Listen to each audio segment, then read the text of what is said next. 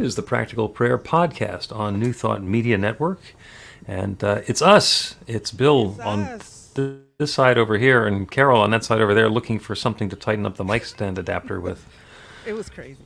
Yeah. It took me a while. Any other time I'm falling over coins and junk. And I said, where is that dime? I saw it. Need a dime. I didn't want to get too far away from the mic in case you came back. So I got the dime, but I haven't fitted it in yet. So you know what? I'm just going to go with it, and we'll see. Okay, just keep an eye on it. We got compliments from the editor about how good the sound was for the last episode. So now the pressure is on. Well, I got to meet the challenge. We're going to make it work is what we're going to do. So anyway, this is the Practical Prayer Podcast. We are actually recording episode number 155 of the Practical Prayer Podcast this afternoon, or this morning if you're not in the East Coast. So we've been doing this for a while. I originally thought I maybe had a dozen episodes in me, and then I met Carol. And as it says in the intro, I got some questions. And we keep on coming up with new stuff to talk about. Well, I keep having questions. And you do, and that's great because, 155 episodes in, it hasn't even stopped entertaining me, and I've been here for all of them. So, anyway, if you're watching live on New Thought Media Network on the FaceTime or YouTube live, then you can put a comment in and we will see it. We can respond. And that's things like a question or a prayer request or an observation. We can respond in real time. If you're watching the recording or you want to get back to us offline, then you can go to bethelight.com, be-the-light.com, which is spelled like that. And there's a section on the Practical Prayer Podcast in there, including a comment button. So you can go ahead and comment back to us, and we will make this an interactive sort of a thing. And in a minute or two, we're going to start recording the episode about relationships. Yes. I want to talk about that. Okay, and I love it when you come up with something that seems like it's not necessarily a spiritual topic, and then it turns out to be a spiritual topic, which of course is because there's only spirit showing up as all sorts of different stuff. That's all there is. That's all there is. Okay. So anything else you want to do before we get into the episode? No, just I'm fiddling around with this coin, so. Yeah. Okay. This is the coin in the mic stand adapter. Yes. So, because otherwise your mic is going to flop over. I have a microphone that hangs from the ceiling, so it's upside down, so it can't flop over because it's already flopped. I am fully flopped. I'm going with gravity here. Fully flopped. There we go. Fully flopped. Let's start the episode. A practical prayer is a prayer that works. These discussions between Reverend Bill Marchiony and Carol Lawrence dive into the details of how it works and how to work it. Reverend Bill is a New Thought minister and the author of Practical Prayer for Real Results. Your new life begins with a new thought. Carol Lawrence is on a spiritual quest, finding the New Thought teaching after decades on the pulpit in 3 different traditional denominations. I've got some questions. Together, they're exploring the philosophy and activities that come together from many of the world's religions to create the practical spirituality that is New Thought.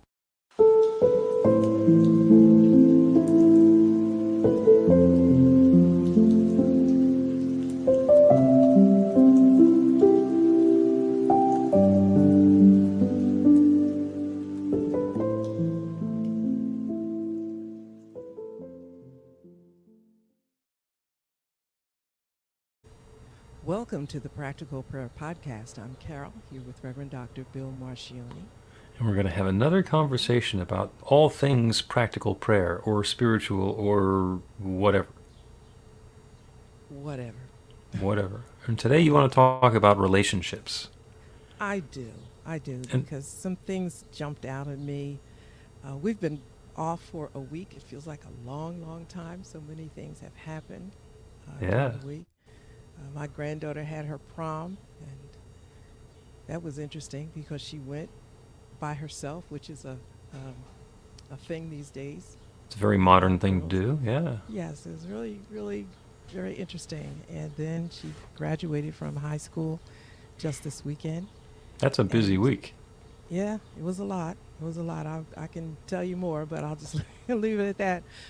But relationships jumped out at me because I have a just an interesting family dynamic, Mm-hmm. um, and I it works out so beautifully because I don't pay any attention to the the um, the prescribed relationships, I guess. Uh, to put it, I don't. I really don't care. Like I'm Gigi, You're Gigi. and I'm Gigi, and it started out being what my grandchildren called me, and it turned into a nickname that everybody calls me. So it's like everybody is one of Gigi's babies, and or Gigi boo boos. I call even even and it's funny because even the grown people that Yeah. have become a part of the family through interesting ways, I'll say, "Oh, there's Gigi boo boo so and so," and they just look at me like, "She really just said that, right? She really just said that," and they instantly become very comfortable. And it made me think about just how relationships are orchestrated. And if you get out of the way and allow them to flow, it can just be a great thing. Mm-hmm. You know, and let me just call it a little bit differently. I mean, a little more clearly. We went out to dinner after the graduation, and one person showed up that no one would have ever expected that person to show up. And they Mm. showed up alone. And we were like, I can't believe it's we're waiting for the other person to, to come. And it was so incredibly deep because we felt like we created an atmosphere that this person felt safe and trusted himself to come and be a part of it, of the what Mm-hmm. is supposedly family. Yeah. And we're looking at him thinking, hey, we're glad you're here, come on, sit down. And I thought about how difficult that must have been, and why should it be? Why should it be difficult? We're just Ah. all people, you know what I mean? And Well, yeah, and there's the assumptions. That's Don Miguel Ruiz said, "Don't make assumptions." It's one of the four agreements. And when I make the assumption that that's your family, and I can define myself as being not your family, then when you get together for a family thing, that doesn't include me. And it's all just an assumption. It may or may not include you. So, and you brought up a great story. I actually was this weekend at a memorial service for my sister-in-law's mom, and um, many many years ago when I was in high school, there was a girl who I was dating, and I dated her for a while in high school and college, and she was an artist, and she's still an artist. And my dad had a degree in fine art and did a lot of painting, just as a hobby. He never wanted to do a show because I think he was afraid of spending a lot of money on frames and then not making the frame money back selling his artwork. So he had a whole lot of artwork, and when we had his memorial service, we gave paintings to the family members. We kind of divvied them up. So I have a bunch of them, and my brothers have a bunch of them, and there's cousins who have some of them. And we gave one to her. And she was just astounded. She said, "Oh my God, mm, that's so wonderful." It's like, well, yeah, you're part of the family, and you have been since, we were teenagers. So, and you'll appreciate this. So let's, there's a connection there. Let's dive into the connection rather than say, well, this is the line of demarcation. You're family, you're not. yes, yes, yes, yes, yes. It's it's so unfair. I mean, we are created by one God, however Mm-hmm. you want to look at that story, but it's only one God that created all of us. And I love the way you say it, that God is like manifesting through us in Yeah. God's own particular way. And I may say it another way, individual or unique personalities. And so then we get a hold of it and put labels on it and say, I can only relate to this person and this person and this person. And, aside from the fact that it just gets, and I know we're not going to go off on this rabbit trail about being Christians, but, but people will wear that label, say I'm a Christian, and then treat people in such an unchristian way, because you aren't supposed to be here, or you shouldn't be here, or how'd you get here? You know what I mean? I'm trying not to say a whole lot, but I'm saying a whole lot. No, I understand. And I think in many ways we've lost the lesson, because Jesus, who we're all trying to emulate, was not Christian. He was Jewish, and he would hang around with the whores and the lepers. And the people who he was with said, you can't hang around with them. And he's these are people. This is God's love unfolding as a whore and a leper. I'm going to go hang out with them. Yeah. And got into some controversy and some difficulty himself. But it wasn't because of him. It was because of the assumptions that the other people around him were making. Yeah, and when you leave all of those labels and rules and stuff behind, you get to see what a person really is.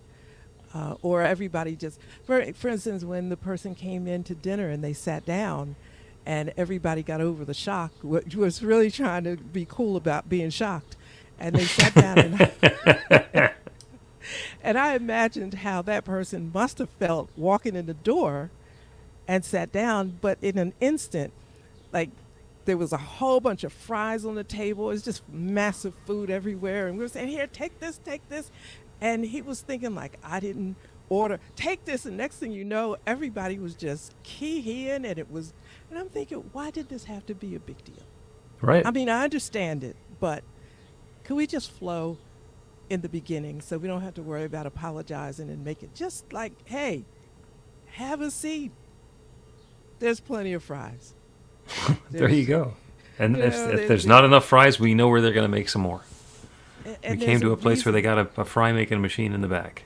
Exactly. And there's a reason for how you got to be in this relationship with us. Whatever that relationship may be, we meet at some kind of intersection in our lives. Yep. You and I on a Facebook crazy, you were doing a thing on Facebook. That was the Right. intersection. It was the first ad I ever ran on Facebook. It was for a class that I was teaching, and you contacted me, and you never respond to Facebook ads. And you weren't No. eligible for the class, but here we are. 3-4 years later? Yeah, something happened. I wasn't Yeah. eligible for the class. No, I- that was the practitioner class. But All right. you could we're doing it again in the fall. You're welcome to join us for that. I don't You care want- how I got in. I just No, I you just just go. you're exceptional. You know who would have gotten in trouble for claiming to be a Christian? Oh, Jesus. well, You- yeah, because You know what the doggy head tilt is, right? no. Like if you're there with a dog and you make a high pitched noise and it turns its head to and its ear goes up and like, what is that? If he had walked into a group of people and said, "I'm a Christian," he would have gotten the doggy head tilt from everybody there. Christian, what's Yeah, that? yeah, And yeah, what are yeah. you claiming? And there must be something wrong with you. And like it's become fashionable now. But it's what does this mean? Being a Christian. What does this mean? It's not a T-shirt or an armband that we were wearing a while ago. What would Jesus do? And we got tons of those little slogans and stuff. But in real life, how does this play out? And as a Christian, what does that mean in terms of how I respond to you and receive you and all of that? And I think we get too far away from how we're supposed to treat each other. I'm very big on that. I'll just be honest, I'm really, really big on how people should, and I know you don't like shoulds, but in my opinion, should treat people. It doesn't matter who the person is. Just stop all this crazy. Yeah. Um, Well, it has been observed on more than one occasion, including on this podcast, that there is one philosophical notion that is common to all of the world's religions. They all say it one way or another, and it's the golden rule: do unto others as you would have them do unto you, or as you would have done. That's the way to act. Be that which you wish to say. I mean, every religion has a different way of saying it, different part of Scripture, but it comes down to that's what it is. If you can And treat it's- your neighbor the way that you want your neighbor to treat you, not the way that you're afraid they're going to treat you. Preemptive strike. Yeah. Behave the way you wish to be treated, and that sets up the world that is not just Christian, but that is the next level of spirituality, if we can do it all the time. Well, I think we can if we think about it. And you said something really significant and made me think of something else. That I read a lot of different religions. I try to understand as many, whatever comes up, I go with it. And I remember way, way, way, way back when Islam really got to be visible in our community, and they have a Quran. And the Christian church would say, you're not allowed to, read the Quran because that's wrong. And so you didn't do it. And then I started thinking, well, exactly why is that I'm not supposed to read this book? Like, is something going to happen to me? And that was the idea. Yeah, something might happen to you. You might believe some of it or agree with some of it. And then what do we do? And you find it may not be as different as you think. So fast forward, I read Rumi and I study Rumi, and he was a Sufi Muslim, and I started reading about Sufism. And I thought, you know what? People are missing out on a whole lot by not just flowing. Take all these labels. It's not the label. I think the label's okay, and it's okay for people to identify however they want to. To me, it's like, but don't be mean and judgmental about it. Like, if they have a little bit of a different spin on it, that's okay, right? I think it's okay. And especially when I started understanding Rumi's poetry, I thought the world just misses out on so much beauty because they got all these rules. Yeah, and if the rule is this is a family event and it's only for family, and then somebody who can come and bring joy and love and entertainment and glee to the situation think I have to stay away because of X, Y, or Z, we've missed the point. Yeah. We have missed the point. We have lost the opportunity for love to continue unfolding. Yeah, what you were talking about there, the groups that we're in, it's something else that has very much come to the forefront is the notion of othering. Like, oh, I'm a Christian, and that's great. And if I'm doing what Jesus said, I'm open to everybody, welcome in. I'm here to love you, the whores, lepers, and other Christians. And if we look at everybody who's not just like we are and say they're the other, then we set up separation, and then we get into competition, and we get into if they have something, then that means I might not have it. And if I want something, then I can take it from them because they're not one of me, and, game on. And guess what? God is just booted out of the whole thing. This has nothing to do with God, because we now know what is right and those people are not right, and we've got it. And and can you believe that people go through their whole life that way, and think of the relationships that you miss and the wonderful moments that you miss by othering? Yeah, and that is something that we are free to do. That's the important part, is that we don't get punished. God is not going to smite us for doing that, because the first two steps of a practical prayer, first step is recognition. God is all there is. There is only God. Everything is God's divine presence expressed in its own particular way. And that everything includes me and you and everybody else and everybody else. It is all. We are all individualizations of God's love. So God knows that God is one, and the only way that God can have the experience of othering, of looking down on someone else, is to do it through one of us. Gets to be the individual that is me, the divine presence of God with the perspective that I have. And if I can come up with that other thing, it's like, oh, well, there's something that's interesting, but it's not because it's God, it's because we're doing that, and we're free to have that experience, and we're free not to. And it can be, and I'm going back to the dinner after thing I was talking about, there was one person that could have shown up that would have made that thing totally different. Just threw ice cubes and ice water on the whole thing. It would have just been totally different. And they didn't show up. They intentionally not show up, or they stuck in a traffic circle or something? No, over New Jersey getting in jug handles. No, they They left early. The event after was open to everybody, anybody, but it wasn't like invitation. It was just, this is it. Yeah, And we're whoever going over there, shows up. coming by. Yeah. Yeah. Yes.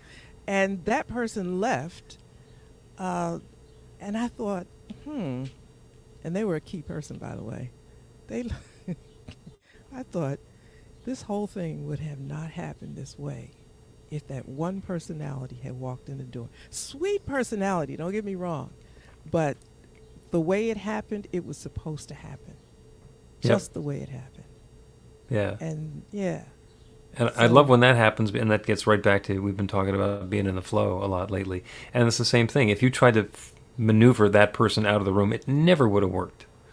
It never would have worked, but you let go and you say, this is all perfect, and the people who show up are great, have some French fries, and suddenly that person has another engagement. Oh, sorry, I have to leave. Oh, okay, bye. And, and it just works. Let's take a break and continue talking about relationships. Learn to put practical prayer to work in your life. The steps are simple to learn and let you begin to get real results to create the life of your dreams immediately. Reverend Bill Marchiony's widely acclaimed book, Practical Prayer for Real Results, gives you a clear summary of the New Thought principles behind practical prayer and the series of easy-to-understand steps found in the most effective prayers from religions and spiritual practices all over the world and throughout history. Practical prayer is not a replacement for your religion or practice. It's a technique to make the work you do in consciousness even more effective. The book includes 40 prayers on various topics that you can adapt as needed and use as your own. Practical Prayer for Real Results is available in paperback, Kindle, and audiobook on Amazon or at b-the-light.com. That's b-the-light.com. Welcome back to the Practical Prayer Podcast. I'm Carol, here with Reverend Dr. Bill Marchiony. We're talking about relationships today. Relationships, which is me and thee as individual expressions of the divine in relationship with each other. So God divvies itself up into all of these different things and then gets to experience what it's like to experience one of these things from the perspective of another. That's, I want to say it's kind of a higher level of thinking when you say the second part, okay? Because I'll say namaste. That has become a habit of mine. And it's because I see the God in you. And I want to remind myself, it's natural now, and I just think that way. But I think it's just a really sweet thing to recognize the God in someone else. Yeah. But you take it, you take us to the higher level of saying that it's God individuating God's self to see how it feels or whatever, to be this, and this, and to relate with. And I love that. But could we just see God in each other? Let's just get started. Yeah. We can keep the training wheels on for a while. We haven't got this yet. Yeah, because you got to get that part straight. And that erases so much. Do you know what I mean? It just dissolves so many things that differentiate each other and one-up each other. If you say, I see the God in you, well, what does that mean? Well, I remember I would always look at somebody and see something beautiful about them. Mm-hmm. There was a young man in high school, was a really good friend of mine since fourth grade. And, people said he wasn't particularly attractive. It didn't matter to me. He was my friend. But I thought he had the most beautiful mustache I'd ever seen. It was just such a perfect mustache and beautiful eyelashes. And I would look at people and I noticed things like that. And other people might see something entirely different. Like, there's something beautiful about everybody. Mm-hmm. Maybe you have to think of it that way, but I'm going to notice it. Really. I'm just going to. And so my girlfriend says, back then, says, listen, She thinks everybody's good looking. Don't ask her. Don't ask her opinion. She thinks everybody's good looking. And I'm like, oh, okay. Never thought of it that way, but yeah. Isn't it wonderful to be able to see the beauty all around you? It's peaceful. It makes And it's fun. it's Yeah, it's fun. it's To spend all I that time guess. judging, well, this isn't pretty, this isn't nice, this isn't good, this isn't uplifting, and be all judgy. You get to let go of that. Isn't Well, okay, this I is like beautiful in a different way. I like that. Be all judgy. I, it's just it's just nice because sometimes at the end of the day I'll think about something that I saw that was nice. And I mean it's just a nice way to end your day or go through the day. I mean I got issues like everybody else, trust me. You know, I got things I have things in my world that I might wish were not there.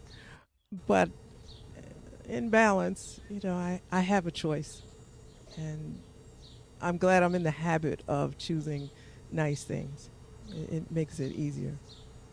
Yeah, And yeah. And what you're reminding me of now is speed bumps.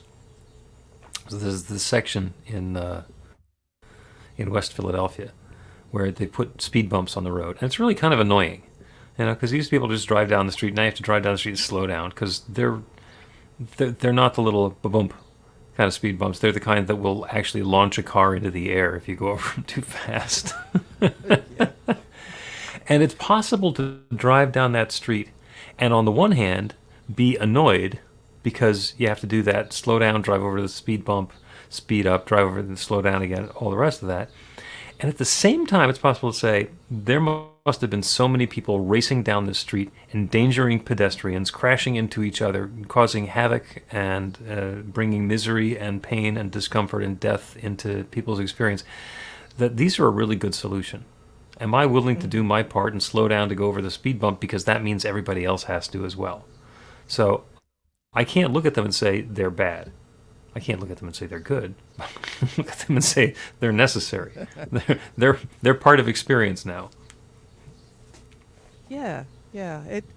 It's just live with it, which is another thing that I thought about. Um, I was thinking about a situation that was particularly unpleasant, and then all of a sudden it was gone. Now it wasn't no all of a sudden; it hung around for a bit. Hmm. But when I look back, I'm thinking it just suddenly, quick, just was okay. It was there, and now it's not, and now I'm not there, and so I look back and think, that wasn't cool. I don't know the minute that it changed. Right. It just changed, When it you was know. going And on, it was all up in your face, and you certainly knew that it was there. And when it stopped being there, you didn't notice, and then you thought about it, and you said, "Well, where's that horrible thing? Oh, I yeah, don't have it and anymore." I don't have it anymore. And I caught myself thinking, what do I have to do to make sure this doesn't happen again? Well, maybe there's a little bit of that too. But I'm thinking about how many uh, things we try to orchestrate, including relationships, that would happen just really nicely if we didn't put a whole lot of layers and you know, definitions and bullet points under that. Yep. Just people can be pretty cool if they're comfortable. If you make them comfortable enough, they can be really really nice. Yeah. Well, you brought up two old sayings, which I think are very valuable. And the first one is about relationships, which is that people come into our lives. We have relationships that are going to be for a reason, a season, or a lifetime. Hmm. And reason is there's something for us to do, something for us to learn, some inflection point in our life. And once that relationship with this new person has made that change happen, then they can go away. We don't need them anymore because we're transformed. A season, somebody comes in and we're together with them. We spend a lot of time and we're commingling our ideas and our group consciousness, and then the season ends and they go away. And we are seasoned differently. So it's not that one thing that was a transformation, but now it's maybe a different perspective that we have. And lifetime are the people who show up and either stick around or keep coming back. Hmm. They're around for life. You know what? Now you're going to make me look at certain people and think, okay, you here for a season? Mhm. You must be one of those seasonal things. I can handle this. If you think they're there for a season and then they come back and it's like an every summer kind of seasonal thing, then it's not a season. That's a lifetime. and and the other thing that brings to mind is the story of the I don't think it was the emperor who assigned one of his smart guys to come up with a saying that would apply in all circumstances, some philosophical perspective that the emperor could have. And what the guy came up with was, "This too shall pass." Mm. And what that means is whatever it is that's going on, eventually it'll not be going on. Or it'll be going on differently enough that whatever's got our attention hooked right now will be different. This too shall pass. And that applies to the good stuff as well as the bad stuff. You know, when I'm having a really great run and everything is perfect, to remind myself this too shall pass. To not make the assumption that I've got it made, that this is going to be the rest of my life. This is an experience I'm having now, and I get to savor it and enjoy it and cultivate it and nurture it and be in it, because it's going to change into something different. You know, even if, you know, I did a wedding for a couple that met at their junior prom. And they will eventually be old people who met at their junior prom. And they may stay together for 70 years, but youth youth and inexperience will pass. You know, the 2007 car they're driving, that will pass. There's a lot of stuff that will pass. There's a lot of stuff that's going to change and go away and make room for something new. And that newness is going to pass as well. The challenges pass. The good things pass. And the difference between a challenge and something good is the way that we judge it. And that helps us to center ourselves and, you know, kind of adjust our mindset that this is not going to be here no matter how much you love it. You know, I mean, when I met you, I used to talk about my car. It's a 2012 Nissan, and it is adorable. And I've taken such good care of her. Oh my gosh. And the color, they just don't make that color anymore. It's really beautiful. And people think that she's very, you know, she's very brand new. But she is 2012. Mm-hmm. And, you know, I was feeling a little some kind of way about it. And I thought, you know what? You don't own anything. I mean, you know, of course I have the title, but you really don't own anything, because the weather and all of that is going to take it away. You know, she's, no matter what I do, no matter how I take care of her, eventually the weather. So or something. I mean, you live near the beach, so that's, you know, certainly a possibility. And even if it doesn't, even with all of that meticulous stuff, there are cars that have been around for a long, long time, and what's changed is they now have an antique car license plate. Yeah.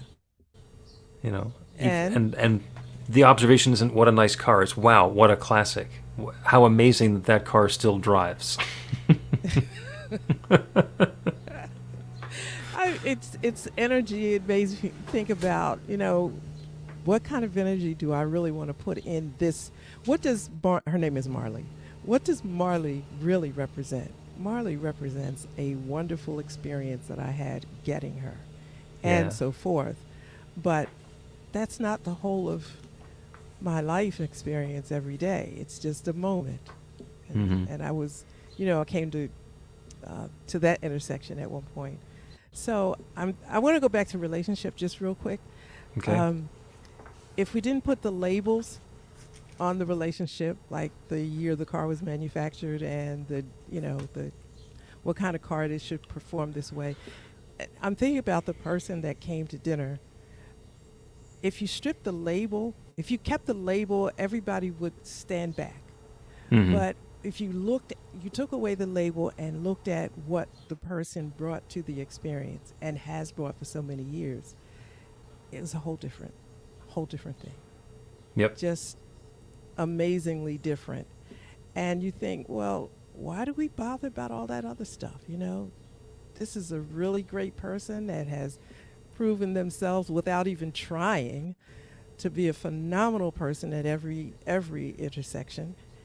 And yet, if you look at the label, who they're supposed to be, then you stand back and They're supposed to be. Yeah, there you go. yeah, who they're supposed to be. You actually. But I'm so happy that the circumstance happened because it just reinforced my own belief that you take the labels off and just see the persons for who they are and appreciate what they bring to the experience. And if it's not a cool thing, well, just remove yourself Yep. from them. But I don't want to miss out on nice experiences, Yeah, absolutely. And that's the wonderful part about being open to something wonderful happening.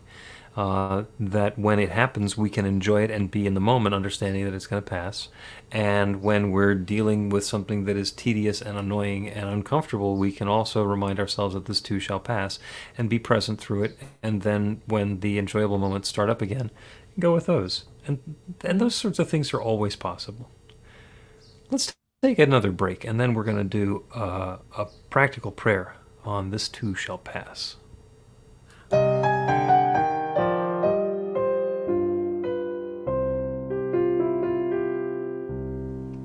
Are you ready to get results? Now, that's not a rhetorical question. Are you ready to get results? RUR2GR.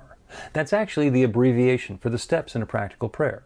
Recognition, unification, realization, gratitude, and release, with a couple of extra steps in there in case some doubt creeps in along the way. RUR2GR.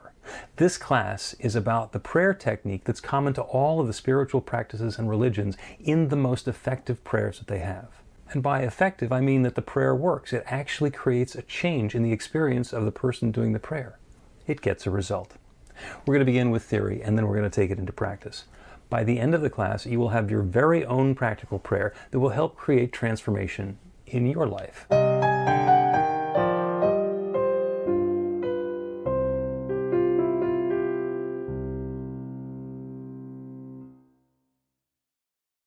Welcome back to the Practical Prayer Podcast. I'm Carol, here with Reverend Dr. Bill Marchiony.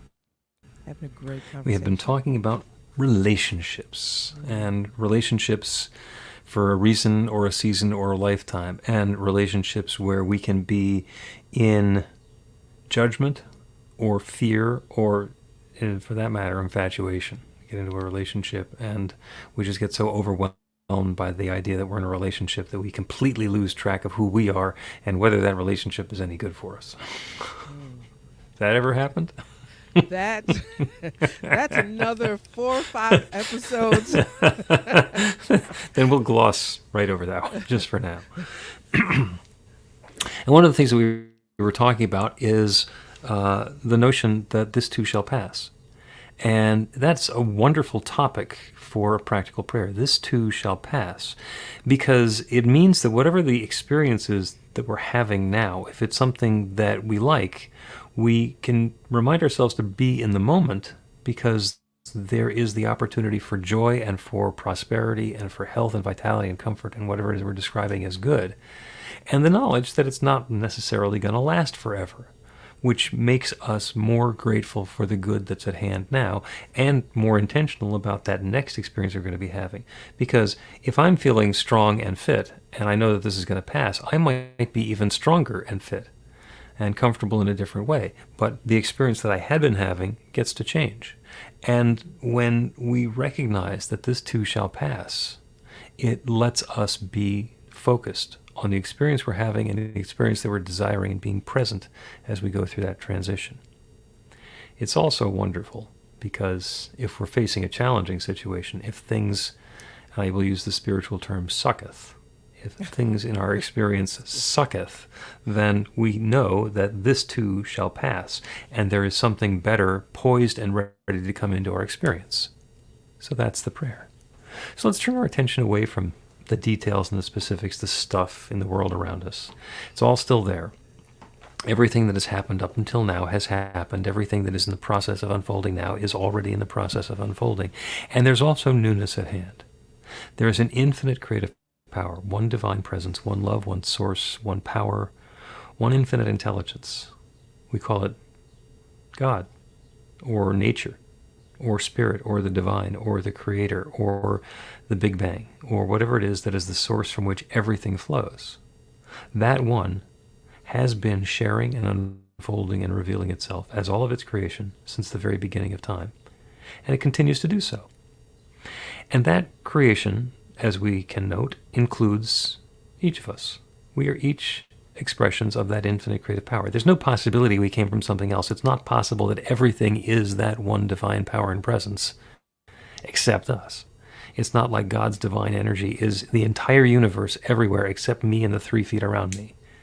All of the good that is available everywhere is available anywhere. It's available right here and now, and it is showing up as and through and in each one who's within the sound of my voice. Divine and perfect expressions of that infinite love. So all of the experiences we're having are the opportunity for love to unfold in a new and novel and wonderful way, continuing to unfold. It doesn't go for a while and then stop. It continues to unfold. So whatever it is that's happening now, this too shall pass. When we're experiencing something challenging or difficult or limiting, we can know that that divine power and presence, that love, is continuing to unfold, and this too shall pass. There is an experience, there is an opportunity, there is a next step, which is greater and sweeter and richer and more uplifting and more harmonious and more prosperous and more comfortable, more joyous and more creative than anything that we're experiencing now.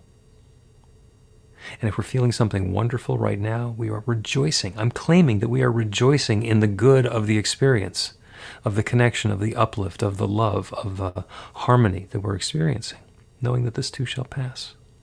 That we're involved in an ongoing process, an ongoing creative process that is creating new and fresh in every moment.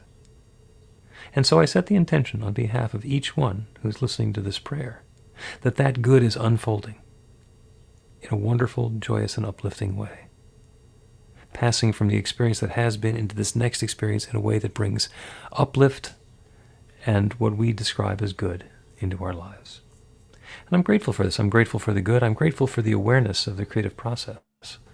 And I'm grateful to be able to speak this word and release it into that creative law, the same one that always says yes. And I'm grateful to know that it once again is saying yes. That's what it does. That's what it's doing. The yes is underway. And so it is. The Practical Prayer Podcast with Reverend Bill Marchiony and Carol Lawrence is a production of BeTheLight.com. be-the-light.com. Where you can find more information about practical prayer for real results. Our theme is by Music of Wisdom. You can learn about the spiritual community of New Thought Philadelphia with daily guided meditations, Weekly celebrations of spirit, and Reverend Bill's classes in practical spirituality at newthoughtphilly.org.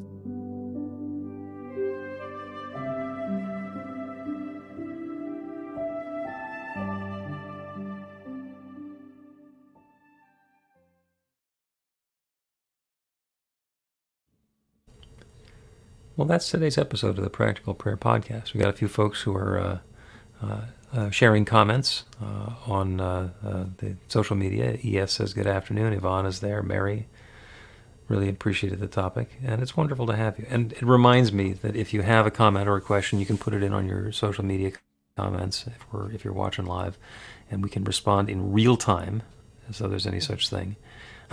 And if you're on the recording, yeah. And if you're on the recording, then you can go to BeTheLight.com, be-the-light.com, and find the practical prayer section. And there's a little button on there where you can put the same sorts of comments, questions, and so forth into the thing there. So thank you, Carol. You know what? I was wrestling with this microphone. Remember? Mm-hmm. Make sure it stays this way. And I went to get the coin and whatever. I just turned it in a particular direction, and I noticed it's not moving. Let's go. It's not moving. I've been fighting with it the whole broadcast, right, to make sure the mic didn't. I mean, you've been sounding great. Yeah. Thank you so much. And that's probably a whole other podcast episode about alignment and balance, because when you and the microphone and the aiming thing on the microphone are all aligned with gravity, it all just works. When you're working across gravity, you have to hold the thing and work your muscles. Yeah. And remember, and don't forget, try to keep up with what you're saying so that, because you can go really fast sometimes. So I'm thinking, Wait, the show is not just about holding the microphone? Wow. I can't concentrate on this. I gotta keep up with this conversation, because there's going to be a lull. And I'm like, what just happened? Yeah. So that was good. Every once in a while I use one of those head-worn microphones, that goes over your ear, or the lavalier that clips on. And I'm always aware that I can't make side comments when I have one of those on. So I turn and make a comment to somebody, the microphone is still right there. Yeah. Yeah, you Like, can do that. got to figure out how to turn it off. So...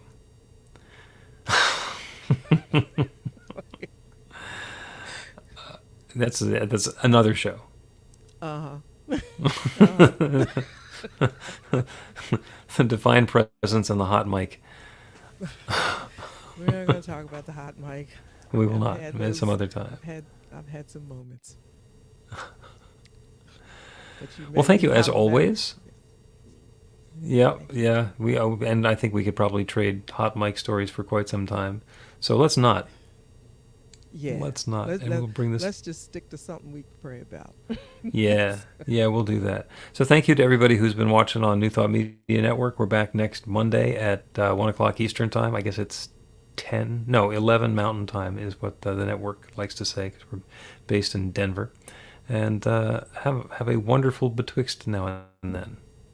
Please help us say thank you to our organizational sponsors, including the Hefferland Foundation, Affiliated New Thought Network, International New Thought Alliance, Science of Mind Archives and Library Foundation, Center for Spiritual Living Denver, Center for Spiritual Living Midtown, New Thought Philadelphia, Planned Happiness Institute, Summit Center for Spiritual Living, One Heart Retreats, Center for Spiritual Living on the Lake, Unity Kitchener, Unity Spiritual Center Ottawa, Om Center for Spiritual Living, Satya Center, Begin Within Ministries, Center for Spiritual Living North Jersey, Unity of Savannah, and the Center for Spiritual Living Seattle,